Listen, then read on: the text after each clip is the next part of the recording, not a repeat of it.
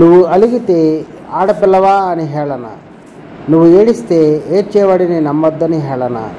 సరదాగా బయట తిరిగితే తిరుగుబోతు అని బిరుదు. అమ్మ చెప్పినట్లు వింటే అమ్మచాటు కొడుకని, భార్య చెప్పినట్టు వింటే పెళ్ళంచాటు మొగుడని, చెల్లి అక్క బావ బాబాయ్ మాట వింటే చేతకాని చవటని, దోస్తులతో బయట తిరిగితే జులాయి అని, ఎక్కువ మాట్లాడితే పోకిరి అని, తక్కువ మాట్లాడితే నల్లి కుట్లోడు అని, నీవు ఏమి చేసినా ఎలా ఉన్నా తప్పు పట్టే లోకంలో ఇంటా బయట అన్ని రకాల బాధలు భరిస్తూనే, అవమానాలు సహిస్తూనే, బాధ్యతలు మోస్తూనే, కొడుకుగా, తండ్రిగా, భర్తగా, సోదరుడిగా, మేనమామగా,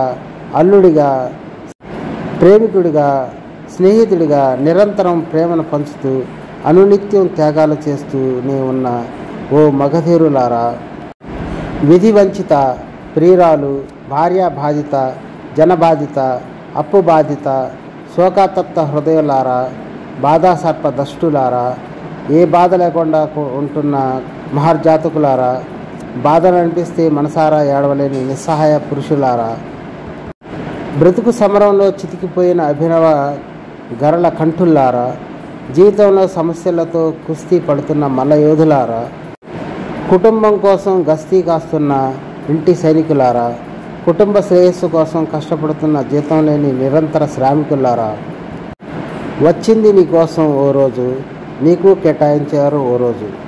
ఈ రోజైనా అన్నీ మరిచి నీకోసం నీ కాసేపైన సమయాన్ని కేటాయించుకొని సంతోషంగా గడుపుతావని ఆశిస్తూ మగ మహారాజులందరికీ